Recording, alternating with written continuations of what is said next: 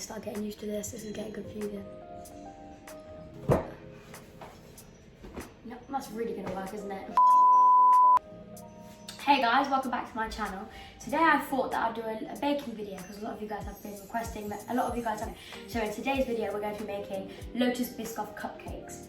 So I love Lotus. I think biscoff, whatever you call it, Lotus biscoff, I just call it both. But I think it's so delicious. So today I'll teach you guys how to make Lotus biscoff cupcakes. So all of the measurements of every ingredient will be down in the description box below. But before the video starts, make sure you subscribe, like, give it a big thumbs up, and turn that notification bell on so you don't miss another video. Anyway, let's get started. So first you want to start by creaming your butter and your sugar together. So here I've got my butter and my sugar. I'm going to add it to my stand mixer bowl.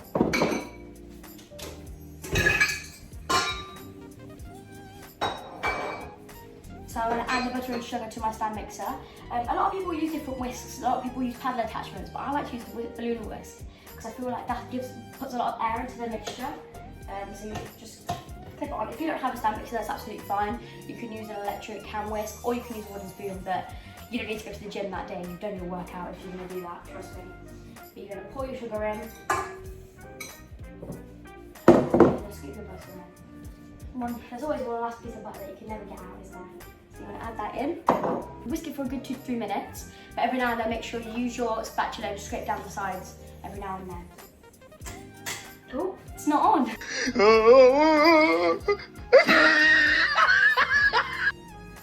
There we go. Just going to keep on mixing that just to combine it. You want it to form into one really smooth, white, pale, fluffy like paste. Beating it, you want mixing it. Once it's slowly combined, just try and speed up a little bit. How I'm doing here. Just want to keep on whisking that. I know this sounds a little bit weird, but my balloon whisk is a little bit broken right now. I am getting a new one. Just want to whisk that. I'm really getting there now. It looks something like this. So you just want to scrape down the sides of the bowl.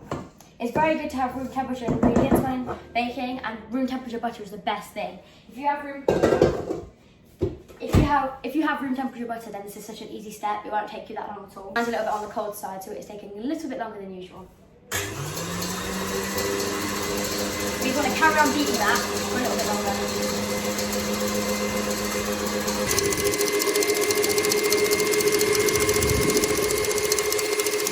For about 2 minutes now, and as you can see, it's got a lot more pale and fluffier. Yep, so now we're going to crack in our first egg. So we've got 2 eggs, but again, the recipe, the ingredients of everything will be down below. But you want to never crack an egg at the side of the bowl because you've got a chance of the shell getting in. But all you want to do is just quickly crack your egg in. Looks a little bit something like that.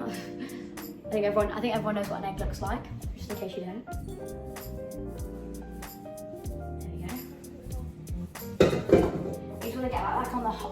Get that back on the mixer, mix just to combine. If it does curdle, then don't worry. And once you add the flour, that when it splits, that mixture will kind of all turn into a nice smooth batter afterwards.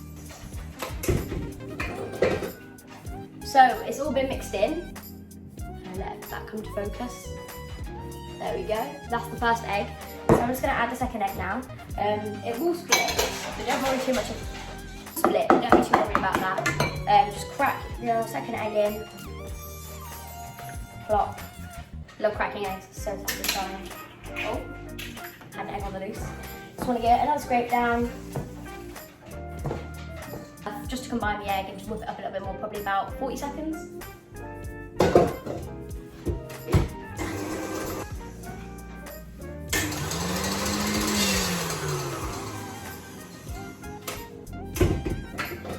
So now the eggs are all incorporated, it's turned to like this wet, soggy mixture, as you can see. And it is a little bit smooth, but that's absolutely fine, no need to worry. So just want to give it one more scrape down.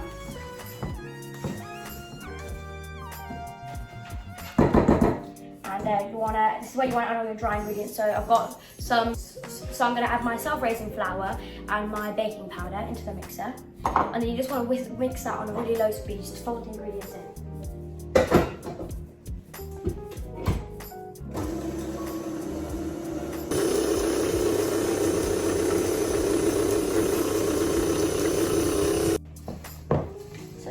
nice soft mixture. I'm just scraping down the sides of the bowl again, like usual. I'm getting all the leftover flour from the sides of the bowl in there. So it's very soft and smooth batter, as you can see. I'm gonna add my vanilla.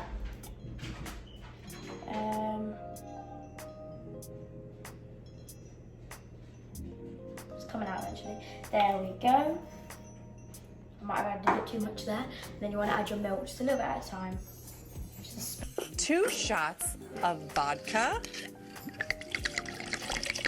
Just a splash. We can add just a couple of tablespoons. And then you want to whip that, just fold in the milk and the vanilla just to make it a nice smooth batter. It's done. So I'm just going to get it all off this whisk attachment. There we go. And then you want to line it. This recipe makes about 6 to 8, so I've lined it with 6 because I want to make 6 quite big cupcakes. That's what the batter should look like. Really nice, smooth, thick batter. So I'm just scraping all down the sides of the bowl.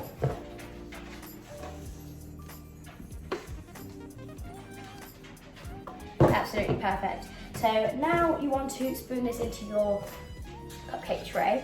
You can do this either two, you can just spoon it in, or you can use a piping bag. I actually do like using a piping bag instead of doing it, so I'm going to do it with a piping bag. So you just want to, so how you fill a piping bag is, I'll show you when I'm decorating how to properly fill a piping bag. But you want to stick it in. Normally if you have like a piping tip, you cut a hole in and fill that, put that in now. But obviously this is just cake batter, so you don't really need a piping tip for that. But you just wrap it around your hands like this, and you just want to spread it in. Make sure you try and fit it all in the bottom first, just so you have so you have enough room to fill up the sides. Now.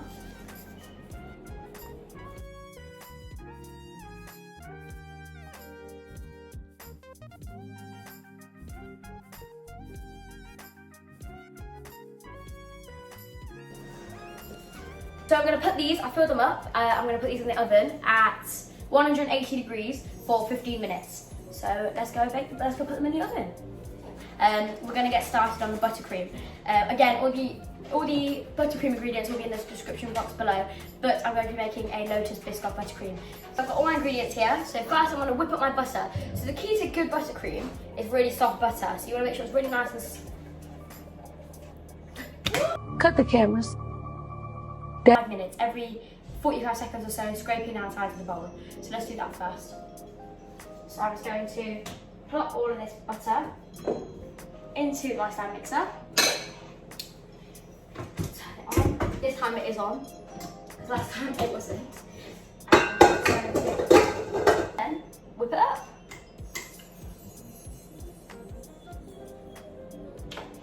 It wasn't on again.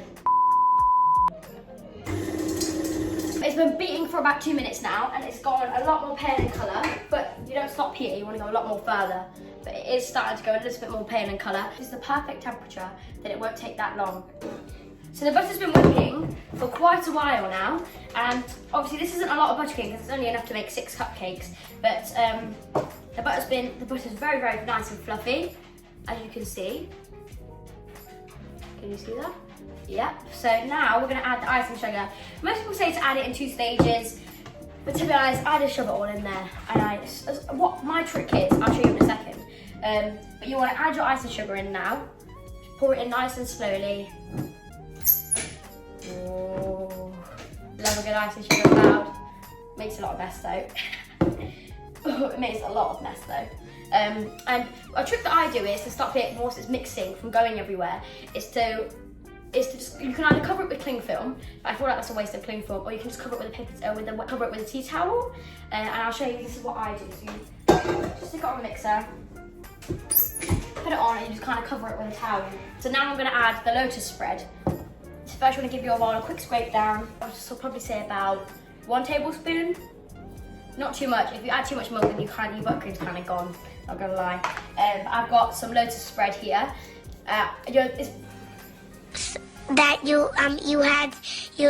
So I've got some Lotus spread here. It's crunchy, which isn't the best because it might get stuck in my piping bag, but this is all I can get hold of. But you want to add 2 big heaped tablespoons or desserts, 2 heaped tablespoons of Lotus spread. But to be honest, it's kind of up to you how much you want to add.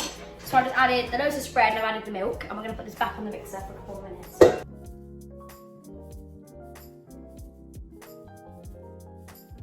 So this has been whipping for quite... Ow! This has been whipping for quite a while now, and can you see it's very fluffy and thick. I just want to scrape down the sides of the bowl. It's very fluffy buttercream. I love making American buttercream. You want to just make sure that it's all incorporated. I'm just going to do the fork test. They come out clean, so you can either put them in the fridge if you're in a rush, but I'm not in a rush. So I'm just going to leave them on a cooling rack for 15 minutes until they're nice and cool to the touch. So now I'm just going to fill my piping bag. So you just want to cut off the end, not too much, just a little bit off with some scissors.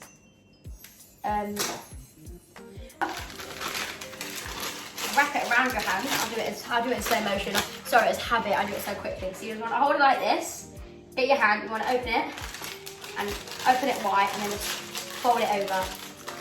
Make sure you still see that gap. So you use your hand and make sure you press that gap in. And you should end up with this like massive tunnel, and that's where you put your buttercream in. So I've got my buttercream here. She's in. So we're just gonna slowly push in using our spatula. I'm just gonna spread in all that. It is quite a messy job, but do take your time with it, because if you fill it properly, then you won't have any. Because if you have air bubbles, which has happened to me quite often, the buttercream kind of pops and it ruins your effect on the cupcake.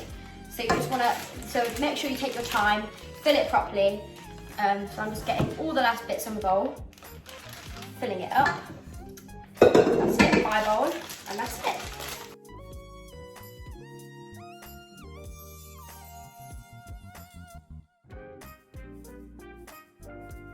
Spread, just to make it look like it's like melted all over the cupcake. So I'm just going to spoon it on. Now we're going to cover these with some Lotus biscuits. So you can either just stick them on, basically. Oh, almost, that was upside down. Make sure they're on the right side, right way up.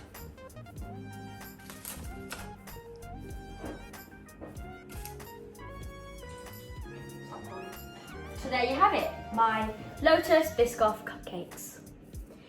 I hope you guys enjoyed them. If you did, make sure you give it a really big thumbs up. Turn on that notification bell just to make sure you don't miss another video. And also put in the comments below if there's any other cupcake flavours you'd like me to try. But I hope you guys enjoy my Lotus cupcakes, and don't forget to subscribe. But see you in the next one, guys. Bye.